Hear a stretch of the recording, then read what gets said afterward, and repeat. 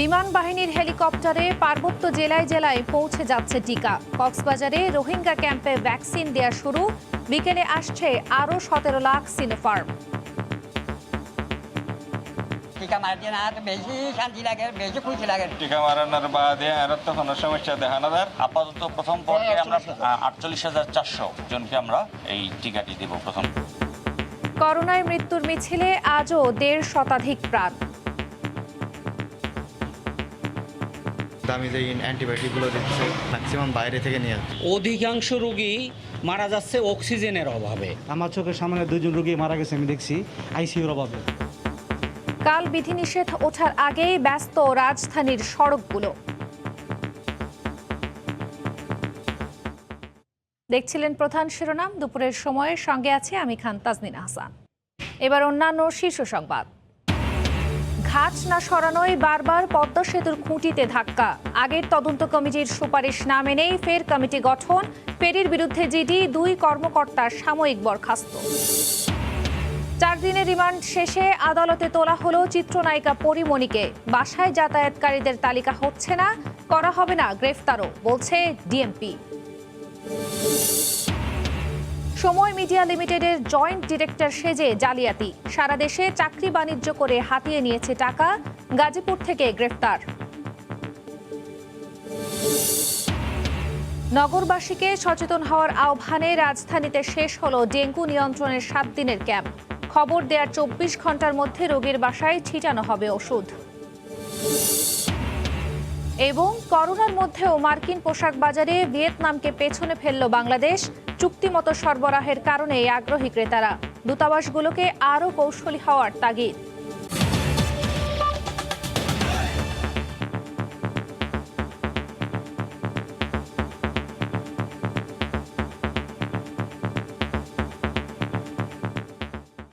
শুরুতেই চিত্রনায়িকা পরিমণি প্রসঙ্গ। মাদক মামলায় 4 দিনের রিমান্ড শেষে কিছুক্ষণ আগে আদালতে তোলা হয়েছে তাকে। এই মুহূর্তে ঢাকা মহানগর মুখ্য হাকিম আদালতে আছেন রিপোর্টার আফজাল হোসেন। সরাসরি চলে যাচ্ছি তার কাছে। আফজাল, আদালত প্রাঙ্গণে পরিস্থিতি এখন কেমন দেখছেন? তাজনীন, কিছুক্ষণ আগে অর্থাৎ 1:50 দিকে চিত্রনায়িকা পরিমণি এবং প্রযোজক রাজকে আদালতে তোলা হয়েছে। এখনও পর্যন্ত শুনানি শুরু হয়নি, বিচারক এখনও বসেননি। কিছুক্ষণের মধ্যে হয়তো শুনানিটি শুরু হবে। শুনানিটি শুরু হলে সিআইডি ফের পরিমণির 5 দিনের রিমান্ডের আবেদন করেছেন। অন্যদিকে রাজেরও 5 দিনের রিমান্ড আবেদন করা হয়েছে। রাষ্ট্রপক্ষের আইনজীবীরা আদালতে প্রবেশ করেছেন এবং পরিমণির আইনজীবীকেও আমরা দেখেছি আদালতে যেতে, এবং পরিমণির আইনজীবী আমাদেরকে জানিয়েছেন যে তারা আজকেও রিমান্ডের বিরোধিতা করবেন এবং পরিমণির জামিন চাইবেন। এটি হচ্ছে পরিমণির আইনজীবীর কথা। আর রাষ্ট্রপক্ষের আইনজীবীরা বলছেন যেহেতু মাদক মামলায় তার 4 দিনের রিমান্ড শেষ হওয়ার পরে এখনও জিজ্ঞাসাবাদ বাকি রয়েছে, সেই কারণে তারা আরও কয়েকদিন তাকে জিজ্ঞাসাবাদ করার দরকার আছে যে এই মাদকগুলো কিভাবে এসেছে, কোত্থেকে এসেছে। যেহেতু পরিমণির বাসা থেকে এলএসডি উদ্ধার হয়েছে, তারপরে আইস উদ্ধার হয়েছে, এই মাদকগুলো তিনি কোত্থেকে সংগ্রহ করেছেন বা তাকে কারা সাপ্লাই দিত সেটি জানার জন্যই মূলত এই রিমান্ডের আবেদনটি করা হয়েছে। তো তাজদিন, আইন শৃঙ্খলা রক্ষাকারী বাহিনীর ব্যাপক উপস্থিতি রয়েছে। আমরা দেখতে পাচ্ছি যেহেতু এই চিত্রনায়িকা পরিমণিকে আদালতে হাজিরকে করাকে কেন্দ্র করে শুধুমাত্র যে আইনজীবী বা বিচারপ্রার্থী রয়েছেন, সাধারণ আইনজীবী, সাধারণ মানুষ যারা রয়েছেন আশেপাশে এলাকায় থাকেন, তারাও কিন্তু পরিমণিকে দেখার জন্য আদালতে হাজির হয়েছেন। যে কারণে পরিমণিকে যখন আদালতে তোলা হচ্ছিল তখন এই যে ভিড় সামলাতে অনেকটা হিমশিম খেতে হচ্ছে।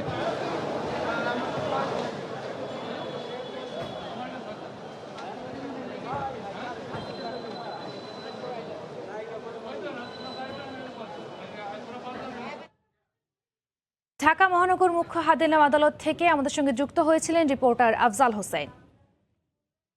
এদিকে পরিমণির বাসায় যাতায়াতকারীদের কোনো তালিকা হচ্ছে না, কাউকে গ্রেফতারও করা হবে না বলে জানিয়েছেন ঢাকা মহানগর পুলিশ কমিশনার শফিকুল ইসলাম। সকালে ডিএমপি সদর দফতরে এসব কথা জানান তিনি। এ সময় তিনি বলেন, এই ঘটনাকে পুঁজি করে বিভিন্নভাবে চাঁদাবাজি করছে একটি গোষ্ঠী। ভুক্তভোগীরা এসব চাঁদাবাজদের বিরুদ্ধে অভিযোগ করলে তাদের বিরুদ্ধে ব্যবস্থা নেওয়া হবে। সিআইডি তদন্ত করছে। আমি যতটুকু জানি, আমি সিআইডির চিফের সাথে কথা বলেছি, উনি পরিষ্কারভাবে বলেছেন যে এই ধরনের কোনো তালিকা তৈরি করার অথবা কাউকে অ্যারেস্ট করার কোনো আইনগত কোনো ভিত্তি নাই এবং এই ধরনের কোনো কাজ পুলিশের কোনো সংস্থা করছে না। বিচার প্রক্রিয়া শেষ হওয়ার আগেই অভিযুক্তরা নানাভাবে হেয় প্রতিপন্ন হচ্ছেন সামাজিক যোগাযোগ মাধ্যমে। বিশেষ করে আসামি নারী হলে হেনস্থার শিকার হন কয়েক গুণ বেশি। বিশেষজ্ঞরা বলছেন, অভিযোগ প্রমাণ হওয়ার আগেই কাউকে মিডিয়া বা সোশ্যাল মিডিয়া ট্রায়ালের সম্মুখীন করা মানবাধিকারের লঙ্ঘন। তাজওয়ার মাহমিদের রিপোর্ট। হেলেনা জাহাঙ্গীর থেকে পরিমণি, আইন শৃঙ্খলা রক্ষাকারী বাহিনীর অভিযান মানেই মাদকদ্রব্য উদ্ধার। এমনকি পরিমণিকে হত্যা ও ধর্ষণ চেষ্টা মামলার আসামি নাসির উদ্দিন মাহমুদকে গ্রেপ্তারের সময়ও সামনে আসে মাদক। মূল মামলাকে পাশ কাটিয়ে অনেক ক্ষেত্রে মাদককেই প্রাধান্য দিতে দেখা যায় পুলিশকে। মামলার অভিযোগপত্র দাখিলের আগে আসামিদের নিয়ে একের পর এক বিরূপ মন্তব্য আসতে দেখা যায়। মিডিয়া ট্রায়ালের পাশাপাশি এখন বড় হুমকি সোশ্যাল মিডিয়া ট্রায়াল। এতে বিচারের আগেই সামাজিক বিচার হয়ে যায় অভিযুক্তের। অপরাধ নিয়ে কাজ করেন এই শিক্ষক বলছেন, বিচার প্রক্রিয়ায় যাওয়ার আগেই গণমাধ্যমে প্রকাশিত খবরগুলো তাদেরকে দোষী সাব্যস্ত করে তোলে। ফলে অনেক সময় স্বাভাবিক জীবনে ফেরা হয়ে ওঠে দুষ্কর। একজন ব্যক্তি শেষ পর্যন্ত অপরাধী প্রমাণিত হবেন কি হবেন না সেটি তো আইন প্রমাণ করবে, আইন শৃঙ্খলা বাহিনী এখানে তৎপর ভূমিকা রাখবে।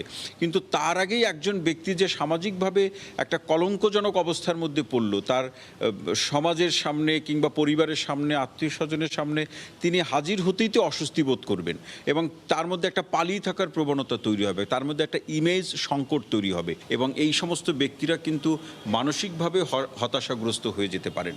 আসামি নারী হলে এ মাত্রা বেড়ে যায় কয়েক গুণ। মানবাধিকার কর্মীরা বলছেন, অপরাধীর ক্ষেত্রে নারী পুরুষ বিভেদ করা কাম্য নয়। একজন নারী যখন কোন অপরাধের সাথে জড়িয়ে পড়েন, সামাজিকভাবে তাকে শুধুমাত্র একজন নারী হিসেবে অনেক হেয় করা হয় এবং নানাভাবে হয়রানি করা হয়, যেটা কিনা একজন পুরুষ অপরাধীকে ফেস করতে হয় না।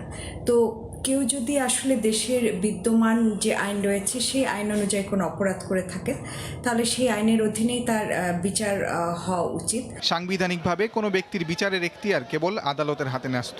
যথাযথ পদ্ধতিতে বিচারের আগেই কাউকে দোষী হিসেবে উপস্থাপন ব্যক্তির জন্য মানবাধিকারের লঙ্ঘন বলেও মনে করেন বিশেষজ্ঞরা। তাজওয়ার মাহমিদ, সময় সংবাদ, ঢাকা। দেশের দুর্গম অঞ্চলেও টিকা পৌঁছে দিচ্ছে বাংলাদেশ বিমান বাহিনী।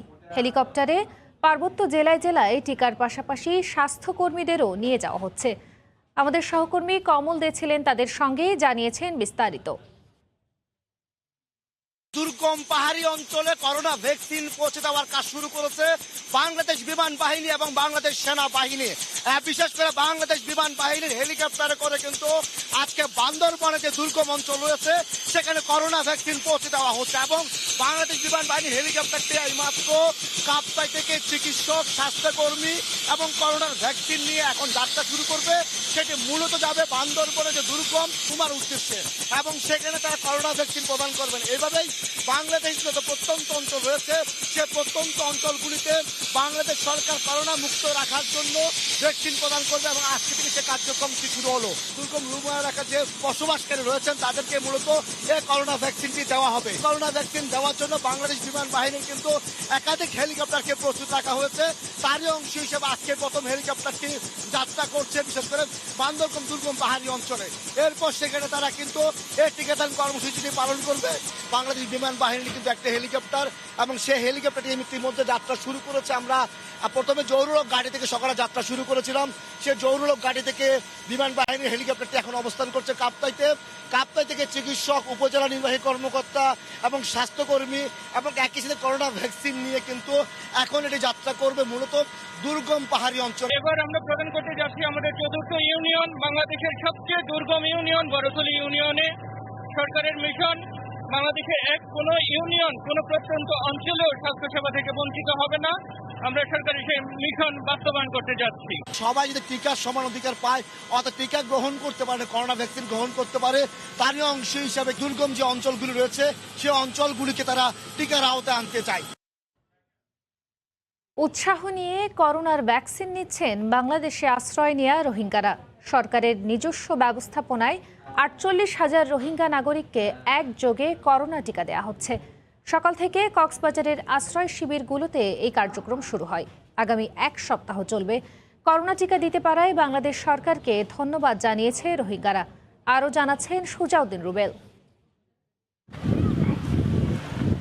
কক্সবাজারের উখিয়ার কুতুপালং ক্যাম্প 4 সকাল না হতে রোহিঙ্গারা ছুটে আসছেন করোনার টিকাদান কেন্দ্রে। সবার হাতে রয়েছে করোনার টিকার কার্ড। নির্ধারিত সময়ের আগে রোহিঙ্গারা টিকাদান কেন্দ্রে ছুটে আসায় তাদের বসানো হয়েছে নির্দিষ্ট রুমে।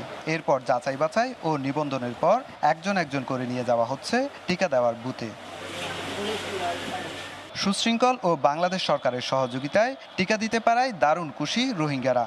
এজন্য বাংলাদেশ সরকারকে ধন্যবাদ জানিয়েছে রোহিঙ্গারা। করোনা ভাইরাস নয় বললা বলি আর দিবা সরকার টিকা মারে টিকা মারে বললা সেদিনই আর তো বেশি ভালো লাগে বাংলা সরকার দিয়ে টিকা মারি দিয়ে না তো বেশি শান্তি লাগে, বেশি খুশি লাগে। তো বেইনা মাঝিয়ে দিয়ে কি মাইকের মাঝে এলান করি যে তারা শহর যাবে এই তারা দাসে শহর বড় যাই দাসে ঘুরে আইবা। বর্ধিত ক্যাম্প 4-এ বেলা 11টায় টিকাদান কর্মসূচির আনুষ্ঠানিক উদ্বোধন করেন শরণার্থী ত্রাণ ও প্রত্যাবাসন কমিশনার শাহ রিজওয়ান হায়াত। এ সময় তিনি স্বাস্থ্যকর্মীর হাতে বুঝিয়ে দেন 2 বক্স করোনার টিকা। পরিদর্শন করেন টিকাদান কর্মসূচির কার্যক্রম। আপাতত প্রথম পর্যায়ে আমরা 48,400 আগামী 18 তারিখ পর্যন্ত চলবে। আর স্বাস্থ্য বিভাগের এই শীর্ষ কর্মকর্তা জানালেন, টিকাদানে রোহিঙ্গাদের আগ্রহের কমতি নেই। আগেও এখানে এসে পরিদর্শন করে কথা বলে যেটা দেখছি, এখনো যেটা দেখতেছি প্রচুর আগ্রহ। তারা বেশি অনেক উৎসাহ উদ্দীপনা নিয়ে টিকা দিতে টিকা কেন্দ্রে আসতেছে এবং আসবে বলে আমি বিশ্বাস করি। কক্সবাজারের উখিয়া ও টেকনাফের 34টি ক্যাম্পে প্রথম পর্যায়ে 55 বছরের ঊর্ধ্বে 48,000-এর বেশি রোহিঙ্গা নাগরিককে সিনোফার্মের করোনার টিকা দেওয়া হচ্ছে। প্রথম পর্যায়ে 48,000 রোহিঙ্গাকে বাংলাদেশ সরকারের ব্যবস্থাপনায় করোনার টিকা দেওয়া হলেও বাদবাকি রোহিঙ্গা এবং কক্সবাজারের উখিয়া ও টেকনাফের স্থানীয় বাসিন্দাদের আন্তর্জাতিক সংস্থার মাধ্যমে করোনার টিকার আওতায় আনার দাবি সচেতন মহলের। সুজাউদ্দিন রুবেল, সময় সংবাদ, উখিয়া, কক্সবাজার। দেশে মোট গ্রহীতার প্রায় 30% টিকার আওতায় এসেছেন গণটিকা ক্যাম্পেইনের প্রথম 3 দিনে। গ্রাম কিংবা শহর সবখানেই প্রান্তিক জনগোষ্ঠীর মাধ্যমে টিকা নেয়ার আগ্রহ লক্ষ্য করা যাচ্ছে ব্যাপক হারে। 6 দিনের লক্ষ্যমাত্রা 32 লাখ ছাড়িয়ে প্রথম 3 দিনেই দেশে টিকা নেন প্রায় 42 লাখ মানুষ। টিকার প্রাপ্যতা সাপেক্ষে আগামীতেও এ ধরনের ক্যাম্পেইন করতে চায় স্বাস্থ্য অধিদপ্তর। গণটিকাদানের চতুর্থ দিনেও চিত্রটা আগের মতোই। ভোর থেকে ঘন্টার পর ঘন্টা দীর্ঘ সারিতে অপেক্ষা। তবে দিন শেষে প্রতিক্রিয়া 2 ধরনের। কাঙ্ক্ষিত টিকা পেয়ে কারো উচ্ছ্বাস, আবার কাউকে ফিরতে হয় বিফল মনোরথে। আমার স্বামী কালকে নিচে আজকে আমি আসছি। অনলাইনে কিভাবে কি করতে হয় এগুলো তো আমরা বুঝি না, এই জন্য আমরা এই জায়গায় সুযোগ পাইছি, এই জায়গায় দিতে আসছি। 3টার দিকে আইছি, এখানে আইসে লাইনে দাঁড়িয়ে এখন ভ্যাকসিন পাইছি, দেওয়া দিছি, এখন ভালো লাগতেছে। 5:30 বাজে এসেই কিছুক্ষণ আগে ঢুকা দিলাম আর কি, ভালোই লাগতেছে। এখন সিরিয়াল ধরে তো আইলাম, এই ফোন তো আইলাম, কিছুই দেয় না। টোটাল 3 দিন আসলাম, 3 দিনের ভিতরে আজকেও দিতে পারিনি ভ্যাকসিন। গণটিকা ক্যাম্পেইনের লক্ষ্য ছিল প্রান্তিক জনগোষ্ঠীতে সাড়া জাগানো। দেশে মোট টিকা গ্রহীতার প্রায় 30%ই টিকার আওতায় এসেছেন ক্যাম্পেইনের প্রথম 3 দিনে। এখন পর্যন্ত টিকা নেয়া 1,40,50,000 মানুষের মধ্যে এই 3 দিনেই প্রথম ডোজ পান 41,61,000 মানুষ। এর মধ্যে রাজধানী সহ দেশের সিটি কর্পোরেশন এলাকাগুলোতে 8 লাখের বেশি, আর গ্রাম পর্যায়ে টিকা নেন প্রায় 34 লাখ নাগরিক। স্বাস্থ্য অধিদপ্তর মনে করে গণটিকা ক্যাম্পেইনে সাড়া মিলেছে প্রত্যাশার চেয়েও বেশি। তাই টিকা নিয়ে মানুষের আগ্রহ ধরে রাখতে আগামীতেও ক্যাম্পেইন চালাতে চাই কর্তৃপক্ষ। আমরা চাচ্ছি অনেক বেশি সংখ্যক মানুষকে খুব অল্প সময়ের মধ্যে টিকাটি দিয়ে দিতে। ভবিষ্যতেও একই রকমের পরিকল্পনা আমাদের আছে। আমরা যেহেতু অভূতপূর্ব সাড়া পেয়েছি, আমরা এই সাড়াটি ধরে রাখবার জন্য টিকা প্রাপ্তির সাপেক্ষে আমরা এই ধরনের কর্মসূচি আবারও করব। আমরা আশাবাদী এই মাসে, সামনের মাসে পর্যাপ্ত পরিমাণে টিকার সরবরাহ অব্যাহত থাকবে। ক্যাম্পেইনে প্রাথমিকভাবে 6 দিনে 32 লাখ মানুষের টিকা দেওয়ার লক্ষ্য নির্ধারণ করেছিল স্বাস্থ্য অধিদপ্তর। ফারুক ভূঁইয়া, রবিন, সময় সংবাদ, ঢাকা। ডেল্টা ভ্যারিয়েন্টের ভয়াবহতা না থামায় করোনায় মৃত্যুর সংখ্যা কমছেই না। 24 ঘন্টায় ঢাকা বাদে সারা দেশে করোনা ও উপসর্গ নিয়ে মারা গেছেন 143 জন।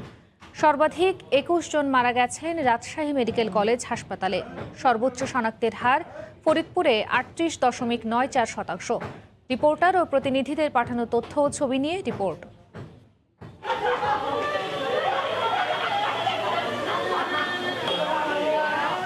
এই কান্নার কোনো সান্ত্বনা নেই। প্রতিদিনই করোনায় ঝরে যাচ্ছে শত শত প্রাণ। হাসপাতালগুলোতে করোনা রোগী নিয়ে স্বজনদের ছোটাছুটি এখন নিয়মিত বিষয়। ভয়াবহতা আরও বাড়ছে শক্তিশালী ডেল্টা ভেরিয়েন্টের। হাসপাতালের শয্যা ও আইসিইউ সংকট রোগী ও স্বজনদের ভোগান্তি বাড়াচ্ছে। করোনা ও উপসর্গ নিয়ে সর্বাধিক 21 জন মারা গেছেন রাজশাহী মেডিকেল কলেজ হাসপাতালে। তাদের মধ্যে 10 জনই রাজশাহীর। আইসিইউ সংকটে আশঙ্কাজনক অবস্থায় আছেন মুমূর্ষু রোগীরা। পেশেন্টের চাপ বাড়ছে, মৃত্যু হারও খুব বেশি কমছে তাও না। হাসপাতালে একটু খারাপ পরিস্থিতি বিরাজ করছে। আগের থেকে তুলনামূলক মারাও যাচ্ছে বেশি। সিলেট মেডিকেল ও ময়মনসিংহ মেডিকেল কলেজ হাসপাতালে 15 জন করে মারা গেছেন করোনা ও উপসর্গ নিয়ে। ময়মনসিংহ মেডিকেলে মৃতদের 12 জনই ময়মনসিংহের। জেলায় 1055টি নমুনা পরীক্ষায় শনাক্ত 188 জন। আইসিইউটা অ্যাভেলেবেল নাই, আরও বেশি হইলে অনেকটা ভালো হতো রোগীদের জন্য। আইসিইউ না পেয়ে অনেক মর্মস্য রোগী মারা যাচ্ছে। মৃত্যুর মিছিল দীর্ঘ হচ্ছে চাঁদপুরেও। 24 ঘন্টায় মারা গেছেন 13 জন। জেনারেল হাসপাতালে প্রয়োজনীয় চিকিৎসা না পেয়ে অনেক রোগীকেই ঢাকায় নিয়ে যাওয়া হচ্ছে। ওনারা আমাদেরকে এখান থেকে ঢাকা মেডিকেল অথবা মুগদা মেডিকেল অথবা ডিএনসিসিতে রেফার করেছেন। করোনা ও উপসর্গ নিয়ে চট্টগ্রামে 10 ও কুষ্টিয়ায় 9 জন মারা গেছেন। দুই জেলারই শনাক্তের হার 30%-এর নিচে। দামি দামি অ্যান্টিবায়োটিক যে ইঞ্জেকশনগুলো, সেগুলো আসলে মধ্যবিত্ত পরিবারের জন্য খুবই একটা কষ্টসাধ্য ব্যাপার। ওষুধগুলো যদি হসপিটালে সাপ্লাই থাকতো তাহলে মধ্যবিত্ত বা নিম্ন মধ্যবিত্ত যারা আক্রান্ত হচ্ছে করোনায় তাদের জন্য অনেক সুবিধা হতো। এবং 7 জন করে মারা গেছেন বরিশাল শের-ই বাংলা মেডিকেল কলেজ, চুয়াডাঙ্গা ও ফরিদপুর মেডিকেলে। এ পর্যন্ত সর্বোচ্চ শনাক্তের হার 38.94% ফরিদপুরে। যার অক্সিজেন দরকার হচ্ছে 15 লিটার ঘন্টায়, সেখানে অক্সিজেন 5 লিটারের একটি বোতল পাইতেও 3 ঘন্টা দাঁড়িয়ে থাকতে হয় এখানে। যা রুগী আর চাইতে বেশি ডাবল সিলিন্ডার আছে, কিন্তু সিলিন্ডার হারা দিতেছে না। কোনো পাবলিক আমার অক্সিজেন সিলিন্ডার বহন করবে না। যা প্রয়োজন হয় আমরা তাকে তার কাছে গিয়ে দিয়ে আসবো, সেই জন্য আমরা সেই ধরনের ব্যবস্থা করছি। এছাড়া 24 ঘন্টায় করোনা ও উপসর্গ নিয়ে বগুড়া ও ঝিনাইদহে 6 জন করে, খুলনায় 5, দিনাজপুরে 4, সাতক্ষীরা, রংপুর, ঠাকুরগাঁও ও যশোরে 3 জন করে মারা গেছেন। আহসানুল করিম, সময় সংবাদ। এই মুহূর্তে রাজশাহী মেডিকেল কলেজ হাসপাতালের সামনে রয়েছেন রিপোর্টার রাকিবুল হাসান। সেখানকার করোনা পরিস্থিতি জানতে সরাসরি চলে যাচ্ছি তার কাছে। রাকিব। তাজনিন, ধাপে ধাপে রাজশাহীতে কিন্তু করোনার যে সংক্রমণ হার সেটি কমেছে। নতুন যে করোনার উপসর্গ এবং আক্রান্ত হয়ে যে রোগী আসার সংখ্যা সেটিও একটি ধাপ কমেছে বলা যায়। কিন্তু রাজশাহী মেডিকেল কলেজ হাসপাতালের করোনা ইউনিটে ভর্তি থেকে কিন্তু মৃতের যে সংখ্যা সেটি কিন্তু কমছে না। আমরা এর পাশাপাশি যেই সংক্রমণের হার যেখানে কমছে সেখানে কিন্তু আসলে আস্তে আস্তে রোগীর সংখ্যাও, নতুন রোগী ভর্তির সংখ্যাও কমছে, কিন্তু মৃতের সংখ্যাটা কমছে না। এই ক্ষেত্রে আমরা স্বজনদের সাথে কথা বলেছি। তারা যেটি জানাচ্ছেন যে আসলে এখানে আইসিইউ এর প্রয়োজন হচ্ছে অনেক বেশি এখন, এবং যারা এখন কিনা সংক্রমণ নিয়ে আসছেন তারা কিন্তু এখনও অধিকাংশই গ্রাম থেকে, এবং তাদের মাঝে সচেতনতার অভাবে কিন্তু আসলে তারা সব থেকে বেশি আক্রান্ত হচ্ছেন বলে এখানকার চিকিৎসক আমাদেরকে জানিয়েছেন। সর্বশেষ রাজশাহী মেডিকেল কলেজ হাসপাতালে সকাল থেকে ঠিক দুপুর 2টা পর্যন্ত আমাদেরকে যে হিসেবটি দেওয়া হয়েছে জরুরি বিভাগ থেকে, সেখানে 7 জন নতুন করোনা সংক্রমণ এবং আক্রান্ত হয়ে ভর্তি হয়েছেন, এবং গেল 24 ঘন্টায় 43 জন রোগী এখানে ভর্তি হয়েছেন। এবং আমি জানিয়ে রাখি যে রাজশাহীতে যে 2টি PCR ল্যাব রয়েছে তার মধ্যে একটিতে 188 জনের নমুনা নিয়ে সেখানে 53 জনের করোনা পজিটিভ পাওয়া গেছে, এবং আরেকটিতে 193 জনের নমুনা নিয়ে সেখানে কিন্তু 35 জনের করোনা পজিটিভ পাওয়া গেছে, যেটি কিনা 23.09%। আমরা এখনও দেখছি রাজশাহী মেডিকেল কলেজ হাসপাতালে কিন্তু দূর দূরান্ত থেকে অ্যাম্বুলেন্সে করে, বিভিন্ন পরিবহনে করে কিন্তু তাজনিন হাসপাতালে রোগীরা আসছেন। এবং এক্ষেত্রে রাজশাহী মেডিকেল কলেজ হাসপাতাল কর্তৃপক্ষ যেটি বলছেন, তাজনিন রাজশাহীতে হাসপাতালে কিন্তু 513টি শয্যা রয়েছে শুধুমাত্র করোনা রোগীদের জন্য। তার বিপরীতে কিন্তু প্রায় 300 বা তার বেশি সংখ্যক ভর্তি আছে। সুতরাং এখানে শয্যার সংকট নেই, কিন্তু আইসিইউ যে সংকটটি রয়েছে সেটির কারণে কিন্তু আসলে মৃতের সংখ্যা বাড়তে পারে বলে এখানকার চিকিৎসকরা শঙ্কা করছেন। তো তাজনিন, রাজশাহী মেডিকেল কলেজ হাসপাতাল থেকে এই ছিল করোনা পরিস্থিতির আমার কাছে সর্বশেষ খবর। করোনা পরিস্থিতির সবশেষ খবর জানাতে রাজশাহী মেডিকেল কলেজ হাসপাতালের সামনে থেকে আমাদের সঙ্গে যুক্ত হয়েছিলেন রিপোর্টার রাকিবুল হাসান। কাল থেকে লকডাউন শিথিল, কিন্তু আজ থেকে রাজধানী যেন ফিরেছে স্বাভাবিক রূপে। গণপরিবহন ছাড়া সব যানবাহন চলছে। আগের তুলনায় কমেছে পুলিশের চেকপোস্টের সংখ্যাও। আপনি কি জানেন যে কবে থেকে লকডাউন শিথিল হচ্ছে? এই আজকে থেকে, গতকালকে থেকে শুনলাম আর কি, যে আজকে থেকে সবগুলো চলবে আর কি। লকডাউন কবে থেকে শিথিল সেই খবরও জানেন না অনেকে, যারা জানেন তারাও বেরিয়েছেন রাস্তায়। মঙ্গলবার সকাল থেকে রাজধানী ফিরেছে আগের রূপে, গণপরিবহন ছাড়া সবই চলছে দেদারসে। মাঝে মাঝে দেখা মিলছে যানজটেরও। আমি ওই একটা যাত্রী নিয়ে গেছিলাম করোনার, যে ওই নাক্কান গলায় থেকে, নাক্কান গলায় থেকে আমি ইতে গেছি, ওইখানে গেছি পল্টনে, পল্টন দামি হ্যাঁ নিয়ে চলে এসেছি। না না না, সবারই যুক্তি জরুরি কাজ, কারো বা জীবিকার তাড়না। আজকে যে ঘরে খাবার না এই জন্য নামছি। এই ফার্ম গেটে আমাকে 2000 টাকা একটা মামলা দিছে রাইড শেয়ারিং এর জন্য। ঘুরে ফিরে ইয়া করার জন্য বের হয়নি, অবশ্যই কাজের জন্যই সবাই বাইরে বের হয়েছে, এটাই মনে করি আমি। এদিকে চেকপোস্টগুলোতে অনেকটা ঢিলেঢালা ভাব। পুলিশ বলছে তারা রুটিন চেক আপ করছেন। প্রতিটা গাড়ি চেক করতেছি, চেক করে যাচাই বাছাই করতেছি যে কেউ অযথা বের হচ্ছে কিনা, কারণ মানুষ বিভিন্ন অপ্রয়োজনে বের হচ্ছে। পথে নেওয়া অনেকেই বলছেন মহামারী থেকে বাঁচতে স্বাস্থ্যবিধি মানা ছাড়া বিকল্প নেই। প্রশাসনের উচিত হচ্ছে যে মাস্ক যে না পরবে জরিমানা টরিমানা তারা পিটানো। লকডাউন শিথিল মানে এই নয় যে যে যার মতো চলবেন, বরং বুধবার থেকে গুরুত্বের সাথে মানতে হবে স্বাস্থ্যবিধি, কারণ করোনায় সংক্রমণ এবং মৃত্যু আগের সব রেকর্ডকেই ছাপিয়ে গেছে। আতিকুর রহমান তামাল, সময় সংবাদ, ঢাকা। ঘাট না সরানোতেই বারবার পদ্মা সেতুর খুঁটিতে ধাক্কার ঘটনা ঘটছে। গত জুলাইয়ে দুর্ঘটনায় গঠিত তদন্ত কমিটির 3টি সুপারিশের 2 সপ্তাহ পেরোলেও কোনো পদক্ষেপ গ্রহণ করেনি সংশ্লিষ্টরা। 10 নম্বর খুঁটিতে ধাক্কা দেওয়ার পর ফের গঠিত হয়েছে 5 সদস্যের তদন্ত কমিটি। সুপারিশের 1 নম্বরটি ছিল সেতুকে ঝুঁকিমুক্ত রাখতে মুন্সিগঞ্জের শিমুলিয়া বা মাদারীপুরের বাংলাবাজার ঘাটকে সরিয়ে ফেলা। এ অবস্থায় আগের মাওয়াতেই ঘাট স্থানান্তর সহজ ও বেশি উপযোগী বলে মনে করেন সংশ্লিষ্টরা। নাসিরউদ্দিন উজ্জ্বলের রিপোর্ট, ছবি তুলেছেন আবু সাইদ। পদ্মা সেতুর খুঁটিতে বারবার ফেরির ধাক্কা নিয়ে নানা প্রশ্ন উঠেছে। সেতুর খুঁটি তৈরি হয়ে যাওয়ার পর কয়েক বছর ধরেই পদ্মা সেতুর নিচ দিয়েই ফেরি সহ অন্যান্য নৌযান চলাচল করছে, কিন্তু এই বছরই কেন ফেরিতে ধাক্কা লাগছে? সেতু কর্তৃপক্ষ বলছে চালকের অদক্ষতা নাকি ফেরির ফিটনেস সমস্যা তা খতিয়ে দেখা দরকার। আমাদের আপাত দৃষ্টিতে মনে হচ্ছে যে চালকের অদক্ষতা এখানে কাজ করছে এবং ফেরির যথাযথ ফিটনেস ছিল কিনা সেটাও পরীক্ষা করে দেখা দরকার। গত 23 জুলাই ফেরি শাহজালালের ধাক্কার ঘটনায় তদন্ত কমিটির দেয়া রিপোর্টে 3 সুপারিশের একটি শিমুলিয়া ফেরিঘাট 2.5 কিলোমিটার পশ্চিমে, মাওয়া অথবা মাদারীপুরের বাংলাবাজার ঘাট 8 কিলোমিটার ভাটিতে, শরীয়তপুরের মাঝিকান্দিতে সরিয়ে নেওয়া। সংশ্লিষ্টদের মতে পদ্মা সেতুকে এড়িয়ে চলতে যে কোনো একটি ঘাট সরিয়ে নেওয়া গেলেই সংকটের সমাধান হতে পারে। 20 কোটি টাকা ব্যয়ে মাওয়ার ঘাট স্থানান্তর হলে দূরত্ব কমবে 2 কিলোমিটার। এতে সময় এবং জ্বালানি খরচ হ্রাস পাবে 15%। অন্যদিকে মাঝিকান্দিতে 31 কোটি টাকা ব্যয়ে ঘাট স্থানান্তরে দূরত্ব কমবে 3 কিলোমিটার, তবে সড়ক পথে বাড়বে 4 কিলোমিটার। এই অবস্থায় তদন্ত কমিটির সুপারিশের 2 সপ্তাহ পেরুলেও কোনো পদক্ষেপ গ্রহণ করেনি সংশ্লিষ্ট কর্তৃপক্ষ। আমাদের দায়িত্ব হলো ফেরি চলাচল করা, কিন্তু ঘাট তৈরি করার দায়িত্ব হলো বিআইডব্লিউটি।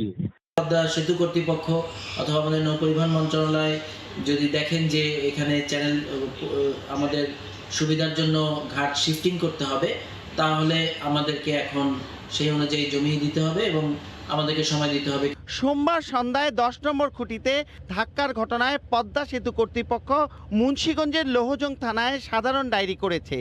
খুঁটিতে ধাক্কার ঘটনায় 5 সদস্যের তদন্ত কমিটি গঠন করে 3 দিনের মধ্যে রিপোর্ট দিতে বলেছে বিআইডব্লিউটিসি।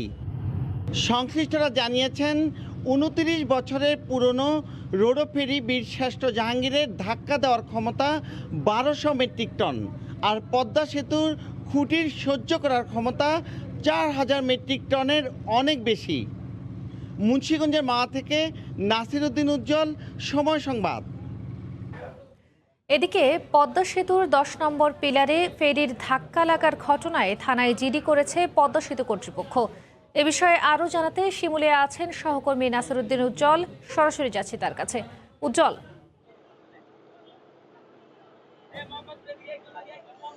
তাজদিন, যে এই ফেরিটি এখনো কিন্তু 2 নম্বর ঘাটে অবস্থান করছে এবং এটি যে ছিদ্র দিয়ে পানি ঢুকছে সেদিকে স্থায়ী মেরামতের জন্য কিন্তু সেখানে ওয়েল্ডিং এর কাজ শুরু করেছে। কিছুক্ষণ আগে কিন্তু মেশিন পত্র এসছে এবং তারা বলছিলেন যে এই ওয়েল্ডিং না করলে কিন্তু সেই ফেরিতে সমানে পানি উঠছিল এবং ডুবুরিরা যে সকালে বাইরে থেকে পানি বন্ধ করার একটা প্রক্রিয়া করেছে সেটা কিন্তু অস্থায়ী ছিল, সেটি দিয়ে কিন্তু কার্যকর হচ্ছিল না।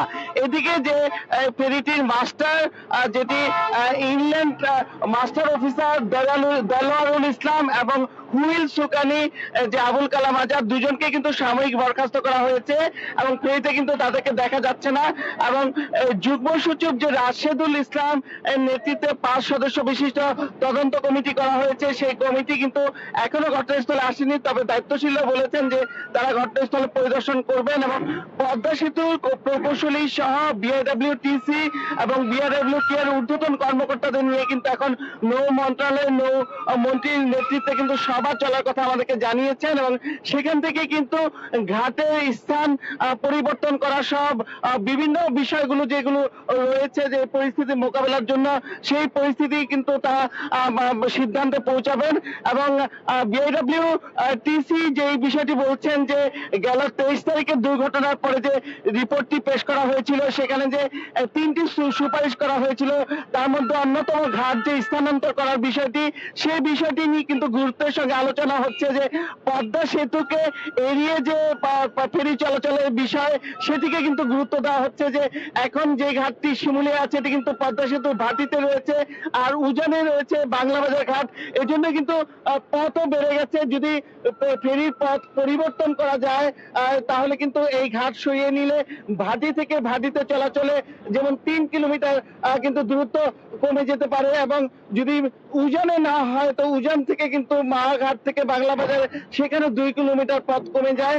যে এই যে পূর্ব থেকে কিন্তু এই বিষয়গুলো নিয়ে আলোচনা ছিল, বিআইডব্লিউটি এর যে চেয়ারম্যান তিনি বলছিলেন যে এই বিষয়ে কিন্তু তারা সংশ্লিষ্টদের সঙ্গে কথা বলেছেন, কিন্তু নানা রকম চ্যালেঞ্জের কারণে কিন্তু এটা পরিবর্তন করা যাচ্ছিল না। এবং এই যে এখানে ফেরিগুলো চলছে সেই ফেরিগুলো কিন্তু অনেকগুলি পুরনো আমলের এবং সেগুলোর যে স্রোতের সঙ্গে পাল্লা দেওয়ার সক্ষমতা নাই এরকম কিন্তু বলছিলেন সংশ্লিষ্টরা। কিন্তু এরপরও কিন্তু অনেক প্রশ্ন উঠেছে যে এই ফেরিগুলো কেন এখনই সেতুর সঙ্গে ধাক্কা লাগছে এবং এতে জানমালের যে ক্ষতিগুলো হচ্ছে এবং এই যে ফেরিতে দুটো প্রাইভেট কার যে বিধ্বস্ত হয়েছে সেই দুটোই কিন্তু এখানে রাখা হয়েছে এবং এই ঘটনার পরে কিন্তু অনেকের মধ্যে আতঙ্ক বিরাজ করছে। এই ছিল শিমুলিয়া ঘাটের সবশেষ। তাজদিন, পদ্মা সেতুর পিলারে ফেরির ধাক্কা লাগার ঘটনায় থানায় জিডি করেছে পদ্মা সেতু কর্তৃপক্ষ।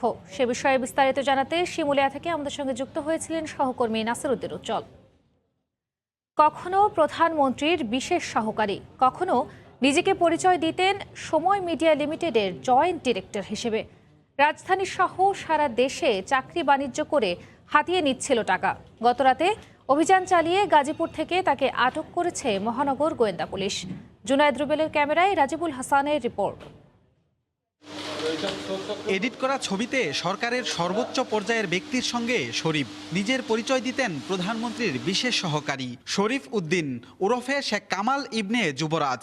নিজের ফেসবুক আইডিতে সময় মিডিয়া লিমিটেডের যুগ্ম পরিচালক ছাড়াও কেন্দ্রীয় আওয়ামী লীগের সদস্য, বাংলাদেশ সাংবাদিক সংস্থার প্রশাসনিক পরিচালক, জাতীয় প্রেস ক্লাবের সদস্য সহ সিআইপি পরিচয়ে রাজধানী সহ দেশের বিভিন্ন স্থানে প্রতারণা করে আসছিল।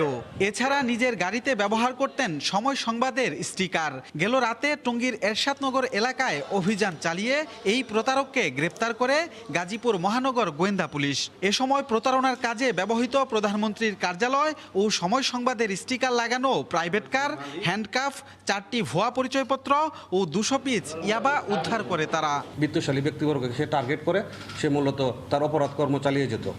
আমরা গোপন সংবাদের ভিত্তিতে তাকে গ্রেপ্তার করি এবং তাকে আমরা তার অপরাধের জন্য তার বিরুদ্ধে আমরা ইতিমধ্যে 4টি মামলা দায়ের করেছি। ভুয়া পরিচয়পত্র তৈরি করে বিভিন্ন স্থানে অনৈতিক প্রভাব বিস্তার ও সুযোগ সুবিধা নেওয়ার অভিযোগে গত 3 আগস্ট রাজধানীর কলাবাগান থানায় একটি সাধারণ ডায়েরি করে সময় কর্তৃপক্ষ। মঙ্গলবার দুপুরে গাজীপুর মেট্রোপলিটন পুলিশ কমিশনার কার্যালয়ে এক সংবাদ সম্মেলনে গোয়েন্দা পুলিশ এসব তথ্য তুলে ধরে বলেন, অভিযুক্ত যুবকের সঙ্গে 6 থেকে 7 সদস্যের একটি নারী চক্র রয়েছে যারা বিভিন্ন সময় মানুষকে নানাভাবে জিম্মি করে অর্থ হাতিয়ে নেন। সময় টিভির সে জয়েন্ট ডাইরেক্টর, সে 10% শেয়ারের মালিক, এরকম একটি ভুয়া আইডি কার্ড বানিয়েছিল, সেটাও আমরা উদ্ধার করি এবং তার কাছ থেকে আমরা গুরুত্বপূর্ণ তথ্য পেয়েছি। তার একটি গ্রুপ ছিল, এর মধ্যে সে একটা বান্ধবী গ্রুপও তার ছিল। এই বান্ধবী গ্রুপ দিয়ে মূলত বিভিন্ন সময় সে বিভিন্ন বিত্তশালী ব্যক্তিবর্গ ছিল, তার মূলত টার্গেট গ্রুপ। গত বছরের আগস্টে প্রতারণার দায়ে কুমিল্লায় গ্রেপ্তার হয়েছিল প্রতারক শরীফ। এবারও তার বিরুদ্ধে গাজীপুরে ডিজিটাল নিরাপত্তা, মাদক, ভুয়া কর্মকর্তা ও প্রতারণার অভিযোগে 4টি মামলা দায়ের করা হয়েছে। রাজিবুল হাসান, সময় সংবাদ, গাজীপুর। খবর পেলে ডেঙ্গু রোগীদের বাসার 200 মিটারের মধ্যে 24 ঘন্টার মধ্যে স্প্রে করা হবে বলে জানিয়েছেন ডিএনসিসি মেয়র আতিকুল ইসলাম। সকালে ডেঙ্গু সচেতনতায় টানা 1 সপ্তাহের ক্যাম্পেইন শেষে সংবাদ সম্মেলনে তিনি একথা বলেন। 7 দিনের অভিযানে উত্তর সিটির 960টি স্থাপনায় এডিসের লার্ভা মিলেছে বলেও এ সময় জানান তিনি। এদিকে ডেঙ্গু নিয়ে হাসপাতালে ভর্তি রোগীদের সঠিক তথ্য দেওয়ার আহ্বান স্বাস্থ্য অধিদপ্তরের।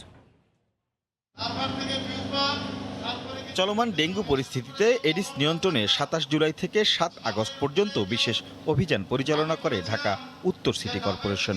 1 লাখেরও বেশি বাড়িতে অভিযান চালিয়ে প্রায় 1000 বাড়িতে মিলেছে এডিসের লার্ভা। জরিমানাও হয়েছে অর্ধ কোটির বেশি।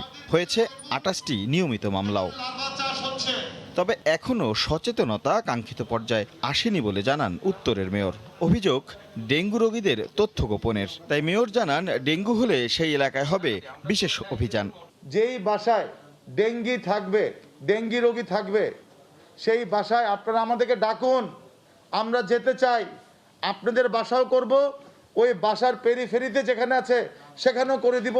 আমাদের র্যাপিড অ্যাকশন টিম আছে, ওইখানে যদি ফোন করে দেন আমরা কোনো ধরনের কোনো ফাইন হবে না। এছাড়া হাসপাতালে রোগীর সঠিক তথ্য না পাওয়ায় ডেঙ্গুর হটস্পট নির্ণয়ে বেগ পেতে হয় 2 সিটি কর্পোরেশনের। সেক্ষেত্রে হাসপাতাল পরিচালকদের বিশেষ নির্দেশনা দেয়া হয়েছে বলেও জানিয়েছে স্বাস্থ্য বিভাগ। সঠিক ঠিকানা লিখতে যেন আমরা গড়িমসি না করি, তাহলে কিন্তু এমআইএস এর ডেটাটা ঠিক মতন আসে এবং সেটি ডিসেমিনেট করে দিলে সিটি কর্পোরেশন ইন্টারভেন করতে পারে। এই বিষয়টিতে আমরা ইতিমধ্যেই হাসপাতালের পরিচালক মহোদয় সহ সংশ্লিষ্ট সকলকে নির্দেশনা দিয়েছি। চলতি মাসে ডেঙ্গু আক্রান্ত হয়ে হাসপাতালে ভর্তি রোগীর সংখ্যা 2000 ছাড়িয়েছে। রাশেদ লিমন, সময় সংবাদ, ঢাকা। ডেঙ্গু নিয়ন্ত্রণে তদারকি করার কথা যে প্রতিষ্ঠানের, উল্টো তাদের ঘরেই মিলছে এডিসের লার্ভা। জরিপ বলছে চলতি বছর রাজধানীর 60% নির্মাণাধীন ভবনে লার্ভার সন্ধান মিলেছে। এডিসের লার্ভা ধ্বংসে মাঠ পর্যায়ে 2 সিটি কর্পোরেশনের চিরুনি অভিযান সহ নানা কর্মসূচি থাকলেও রিহ্যাব বা রাজুকের মতো প্রতিষ্ঠানের দৃশ্যমান কোনো কর্মসূচি চোখে পড়েনি। এমনকি বাস্তবায়ন করা হয়নি ডেঙ্গু নিয়ন্ত্রণে বিচার বিভাগীয় তদন্ত কমিটির সুপারিশও। তোহা খান তামিমের রিপোর্ট।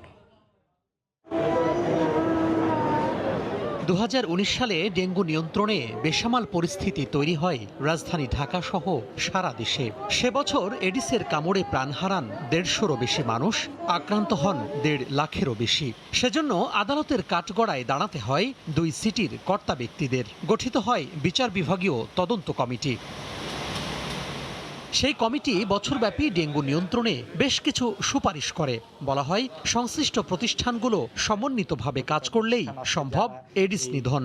মশক নির্মূলের ক্ষেত্রে যারা কাজ করে থাকে তাদের মধ্যকার সমন্বয়ে এই পরিস্থিতিকে নিয়ন্ত্রণ করতে পারে মর্মে একটা অভিমত ব্যক্ত করেছেন। সেই প্রতিষ্ঠানগুলোর মধ্যে ধরুন যেমন ঢাকার 2 সিটি কর্পোরেশনের কথা বলা হয়েছে রাজুক, রিহ্যাব। সুতরাং এই প্রতিষ্ঠানগুলো যদি সমন্বিতভাবে কাজ করে, রিপোর্টে বলা হয়েছে যে এটি নির্মূল করাটা সহজ হবে।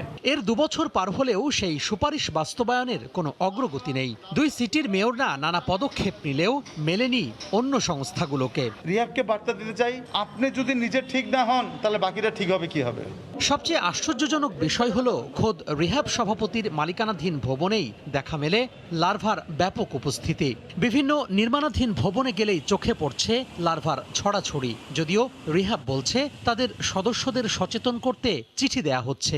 আমরা প্রতিদিন চিঠি পাঠাচ্ছি, প্রতিদিন, এবং আমাদের যারা মেম্বার আছে তারা অত্যন্ত সতর্ক। চিঠি ছাড়া আমরা আমাদের সদস্যদেরকে অবহিত করা ছাড়া কিছু করতে পারবো না। ভাইয়া, যে কেউ আমাদেরকে ডাকলে আমরা অবশ্যই তাদেরকে হেল্প করব। কাদের ব্যর্থতায় 2019-এ ডেঙ্গু নিয়ন্ত্রণ করা যায়নি সে বিষয়ে একটি মামলা এখনো বিচারাধীন রয়েছে দেশের উচ্চ আদালতে। তোহা খান তামিম, সময় সংবাদ, ঢাকা। গ্রাম পর্যায়ে টেলিটকের সেবা সম্প্রসারণ এবং 5G নেটওয়ার্ক অবকাঠামো উন্নয়নে 2200 কোটি টাকা ব্যয়ে প্রকল্প অনুমোদন করেছে জাতীয় অর্থনৈতিক পরিষদের নির্বাহী কমিটি একনেক। প্রায় 8000 কোটি টাকায় 10 প্রকল্পের অনুমোদন দেয়া হয়েছে। রাজধানীর শেরেবাংলা নগরে এনইসি সম্মেলনে কক্ষে চলতি অর্থ বছরের দ্বিতীয় একনেক সভায় ভার্চুয়ালি সভাপতিত্ব করেন প্রধানমন্ত্রী শেখ হাসিনা। অনুমোদিত উল্লেখযোগ্য প্রকল্পের মধ্যে আছে সড়ক মহাসড়ক বিভাগের ঝুঁকিপূর্ণ বেইলি ও অন্যান্য সেতু প্রতিস্থাপন, বাগেরহাট রামপাল মংলা জেলা মহাসড়কের মান উন্নয়ন ও প্রশস্তকরণ প্রকল্প, ঢাকার কেরানীগঞ্জ উপজেলার গুরুত্বপূর্ণ সড়ক উন্নয়ন, জামালপুরের মাদারগঞ্জে 100 মেগাওয়াট সৌর বিদ্যুৎ কেন্দ্র নির্মাণ প্রকল্প। সভা শেষে পরিকল্পনা মন্ত্রী এম এ মান্নান জানান, জুলাই মাসে দেশের সার্বিক মূল্যস্ফীতি কমেছে। জুন শেষে ছিল 5.64, জুলাই শেষে মানে শেষ দিনে এটা দাঁড়িয়েছে 5.36, তার মানে 0.28% সার্বিক মূল্যস্ফীতি কমেছে। গ্রামাঞ্চলে এখন 2G 3G আছে, এইটাকে যাতে সম্পূর্ণ 4G করা যায়। আমরা খুব শিগগিরই 5Gতে যাবো আশা করছি। ওর জন্য আমাদের অবকাঠামোকে রেডি রাখতে হবে। আমাদের টেলিটকের অবকাঠামোকে আমরা স্ট্রেংথেন করছি, করে আমরা এখানে যাব। এই পর্যায়ে একটা প্রকল্প পাস করেছি আমরা 2204 কোটি 39 লক্ষ টাকা। করোনা মহামারীর মধ্যেই মার্কিন পোশাকের বাজারে ভিয়েতনামকে পেছনে ফেলল বাংলাদেশ। উদ্যোক্তারা বলছেন, চুক্তি মতো পোশাক সরবরাহের সক্ষমতার কারণেই বাংলাদেশে ক্রয়াদেশ বাড়াতে চান ক্রেতারা। আর বাজারের গতি বুঝে ব্যবসায়ীদের উৎপাদন পরিকল্পনা সাজানোর পাশাপাশি দূতাবাসগুলোকে কৌশলী হওয়ার তাগিদ অর্থনীতিবিদদের। করোনার ধাক্কায় 1.5 বছর ধরে যখন বিপর্যস্ত বিশ্ব অর্থনীতি, তখন মার্কিন বাজার দখলের লড়াইয়ে ভিয়েতনামকে পেছনে ফেলেছে বাংলাদেশ।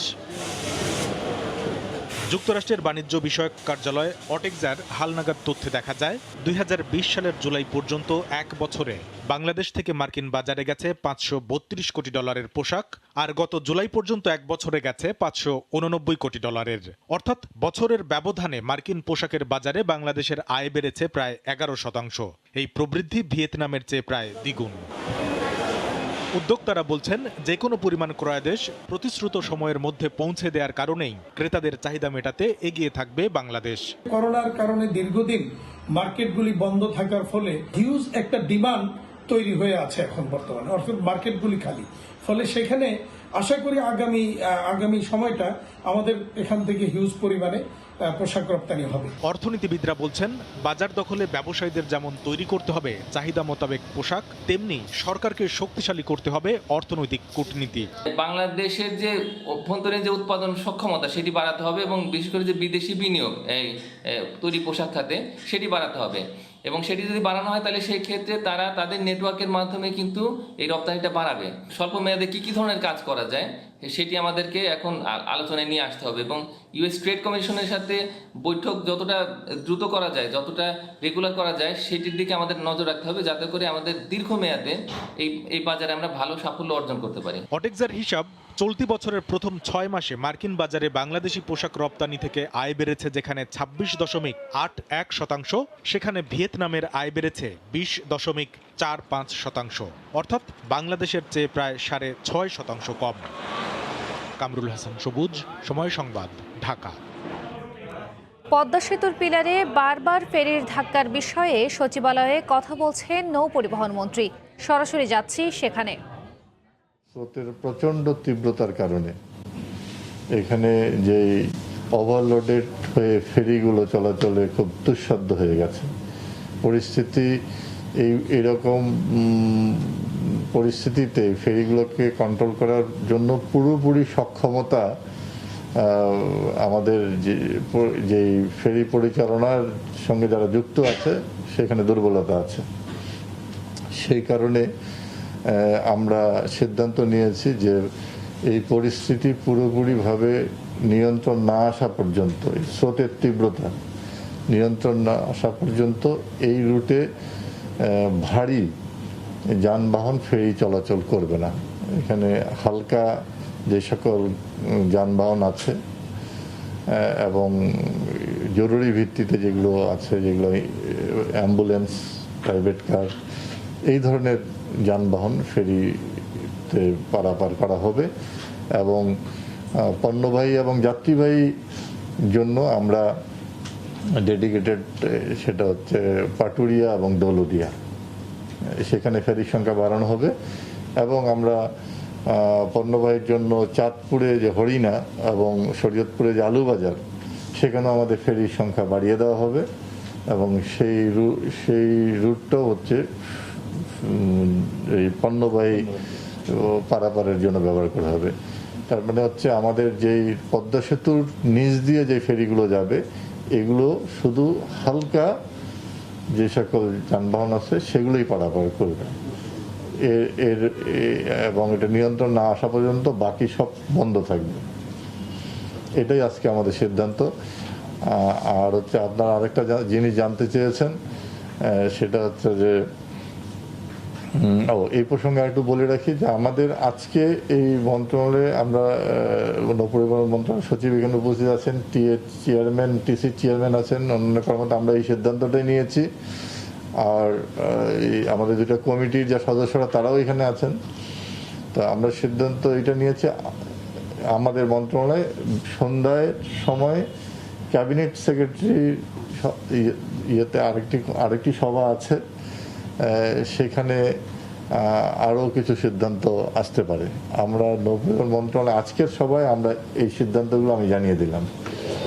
একটা বিষয় হলো যে ঘাট পরিবর্তনের যে একটা সুপারিশ ছিল সেটা আপনারা করছেন না, মানে শিমুলিয়া এবং বাংলাবাজার ঘাট না, এগুলো সুপারিশ আগেই করা হয়েছে। এটা পদ্মা সেতু কর্তৃপক্ষের সিদ্ধান্তের বিষয়, আমাদের না। তো আপনার হচ্ছে আরেকটা জিনিস জানতে চেয়েছেন যে কালকে থেকে আমাদের সেটি হচ্ছে যে আপনি বক্তব্য বলেছেন যে ফেরি পরিচালনার দুর্বলতা, স্বাধীনতা এত বছর পরও কেন এই দুর্বলতা, এর দায় দায়িত্ব কার? না, এটা তো আমি বলেছি তীব্র স্রোত। এটাকে যেহেতু আমাদের এখানে বিদ্যুৎ বিভাগের কিছু পিলার এখানে স্থাপন করা হয়েছে নতুনভাবে এবং পদ্মা সেতু এখানে স্থাপন করা হয়েছে, কাজেই এখানে পদ্মা সেতুর এই জায়গাটায় স্রোতের চরিত্র পরিবর্তন হয়ে গেছে। হ্যাঁ, যেখানে ঘূর্ণায়নগুলো শুরু হচ্ছে, এটা আপনি এখন যে অবস্থায় আছে 1 ঘন্টা পরে সেই অবস্থায় থাকতেছে না, যেখানে কাজেই এটা একটা আনপ্রেডিক্টেবল অবস্থা তৈরি হয়ে গেছে। এমনিতেও পদ্মা সেতু আনপ্রেডিক্টেবল একটি মানে হিসাবে আমরা ধরে নিই, কিন্তু এখানকার 2টি স্থাপনা পিলার স্থাপন করার কারণে এখানে একটা যেই ধরনের পরিস্থিতি তৈরি হচ্ছে, এই অবস্থায় এই ফেরিগুলোকে টার্ন নিয়ে সেখানে ওই পিলারের ঠিক মাঝখান দিয়ে বের করে নিয়ে আসা, এটা অনেক মানে পরিস্থিতি দুরূহ হয়ে গেছে। কারণ যতটুকু আমরা প্রাথমিকভাবে জানতে পেরেছি যে গতকালকেরই যে ঘটনাটি ঘটেছে, সেখানে এই ধরনের একটা ঘূর্ণায়নের সৃষ্টি হয়েছিল বলে জানা গেছে। কাজেই আমরা কোনো ধরনের আর নিতে চাই না, কারণ পদ্মা সেতুর মধ্যে যখন আঘাত করে তখন আমাদের হৃদয়ের মধ্যে আঘাত হয়। তা আমরা বারবার এই মানে হৃদয়ের ক্ষত হোক, এটা আমরা চাই না। 16 কোটি মানুষের মধ্যে এটা হৃদয়ে আঘাত হানছে, সেই কারণেই আমরা এই সিদ্ধান্তটা নিয়েছি। পরিস্থিতি পুরোপুরি নিয়ন্ত্রণে না আসা পর্যন্ত এখানে ভারী যানবাহন এখানে বন্ধ থাকবে। আমরা পাটুরিয়া, দৌলতদিয়া এবং হরিণা, আলুবাজার আমরা ব্যবহার করব অতিরিক্ত ফেরি দিয়ে। পণ্যবাহী, যাত্রীবাহী সব। এটা আজকে থেকে স্রোত, এটা আপনি কি বললেন? স্রোত যদি নিয়ন্ত্রণ পরিস্থিতি, মানে এই যে বর্ষার মৌসুমটা চলছে, আমি বলছি এটা তো সেপ্টেম্বর পর্যন্ত বা এন্ড অফ দ্য সেপ্টেম্বর এই অক্টোবরেও চলে। মানে প্রতি বছরই তো 4 মাস এই ধরনের স্রোত থাকে পদ্মায়, তাহলে কি প্রত্যেক বছরই আমরা এই ধরনের ব্যবস্থা যাবো? স্থায়ী কোনো সমাধান নেই? প্রত্যেক বছরই 4 মাস মানুষকে এতটা ভোগান্তি নিতে হবে, যাত্রীবাহী কোনো অন্য রুটে আসতে হবে, পণ্যবাহী অন্য রুটে আসতে হবে, প্রত্যেক বছরই কি এটা থাকবে? তার মানে আমাদের তো ব্রিজ যখন চালু হয়ে যাবে তখন আপনার তো ভোগান্তি থাকছে না। তো আপনাকে ধন্যবাদ যে আপনি এখনো মানে ফেরির স্বপ্নের মধ্যেই আছেন। আরেকটা বিষয় হচ্ছে হালকা যানবাহন বলতে আপনি বুঝিয়েছেন যে হালকা যানবাহন নিয়ে যদি ফেরিগুলো চলাচল করে, এখন যে স্রোত, সেই স্রোতে কি এগুলো এরকম বিপর্যয় হতে পারে কিনা? আর হালকা যানবাহন না, এটা যখন ওভারলোডেড থাকে তখন সেটাকে কন্ট্রোল করা খুব কঠিন হয়ে যায়। এখানে আমাদের বিশেষজ্ঞরা আছে, তো যে অনেক বেশি ওয়েট থাকে। আর এখানে যেই সব গাড়িগুলো থাকছে প্রাইভেট কার বা মাইক্রোবাস, অ্যাম্বুলেন্স, এগুলো তো এত হেভি মানে না, ওয়েট সম্পন্ন না। কাজেই আমাদের এটা নিয়ন্ত্রণ করার সক্ষমতা তখন আছে। যখন খুব বেশি ওয়েট থাকে তখন ওইটা ফেরিটাকে নিয়ন্ত্রণ করা দুঃসাধ্য হয়ে যায় ঘূর্ণয়নের মধ্যে। এগুলো চলবে, মাইক্রোবাস, হালকা বলতে যা বোঝায় সেটাই। কালকে থেকে তো গণপরিবহন খুলে যাচ্ছে, সেক্ষেত্রে কালকে বাস পারাপার বা এগুলো হচ্ছে না, এগুলো আমরা তো জানিয়ে দিলাম।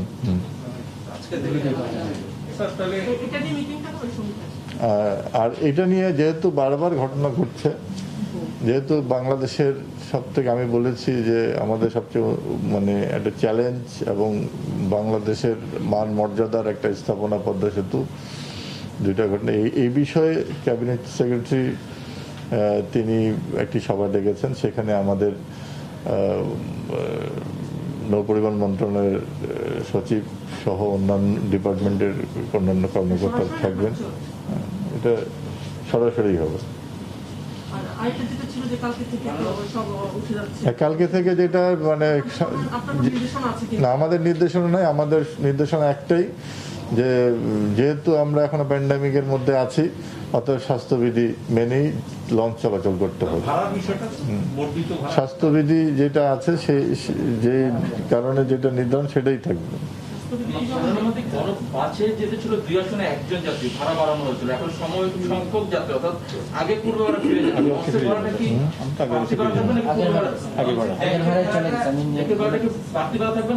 না, আমাদের যতটুকু ক্যাপাসিটি আছে লঞ্চের, যে আমাদের লঞ্চের যদি 500 ক্যাপাসিটি 500ই নিতে হবে, ওভারলোড নেওয়া যাবে না। কিন্তু ভাড়াটা যেটা আমরা কোভিডের যে অর্ধেক করে দেওয়ার কারণে যেটা করেছিলাম ওইটা এখন প্রত্যাহার হয়ে যাচ্ছে। ওইটা মানে আগের বাড়াই থাকতেছে। এটা দেখার জন্য কি এখানে লোক থাকবে আইন শৃঙ্খলা বাহিনী যে আসলে যতজন ওখানে তো আসলে ওভারলোডেডই হয় নিয়ন্ত্রণে থাকে না। না, সেখানে তো আমাদের বিআইডব্লিউটি এর যারা আছেন তারা থাকবেন, আইন শৃঙ্খলা রক্ষাকারী বাহিনীর লোকজন থাকবেন। যদি কেউ ব্যত্যয় ঘটায় তার ব্যাপারে তখন আমরা যথাযথ ব্যবস্থা গ্রহণ করব। পদ্মা সেতুর পিলারে ফেরির ধাক্কার বিষয়ে সচিবালয়ে কথা বলছিলেন নৌ পরিবহন প্রতিমন্ত্রী। এতক্ষণ সরাসরি যুক্ত ছিলাম সেখানে।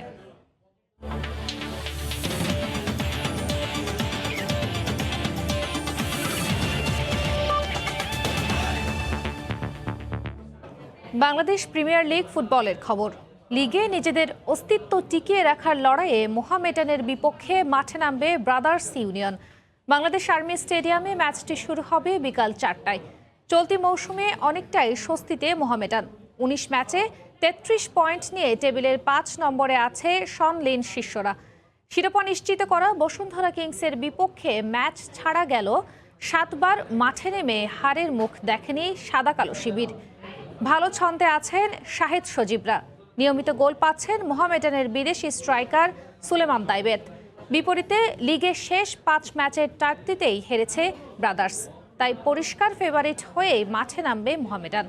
এদিন বঙ্গবন্ধু জাতীয় স্টেডিয়ামে একই সময়ে মুখোমুখি হবে শেখ রাসেল আর সাইফ স্পোর্টিং। এছাড়াও সন্ধ্যা 6টায় একই ভেন্যুতে বাংলাদেশ পুলিশ এফসির বিপক্ষে লড়বে চট্টগ্রাম আবাহনী।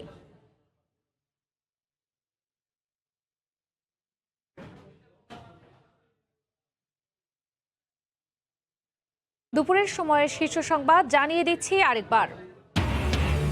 স্রোতের তীব্রতা না কমলে পদ্মা সেতুর নিচ দিয়ে চলবে না কোনো ভারী ফেরি, জানালেন নৌ পরিবহন প্রতিমন্ত্রী।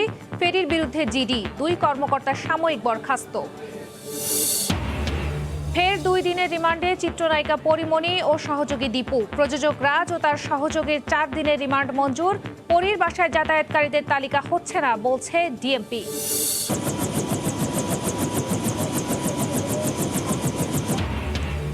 বিমান বাহিনীর হেলিকপ্টারে পার্বত্য জেলায় জেলায় পৌঁছে যাচ্ছে টিকা। কক্সবাজারে রোহিঙ্গা ক্যাম্পে ভ্যাকসিন দেওয়া শুরু। সন্ধ্যায় আসছে আরও 17 লাখ সিনোফার্ম।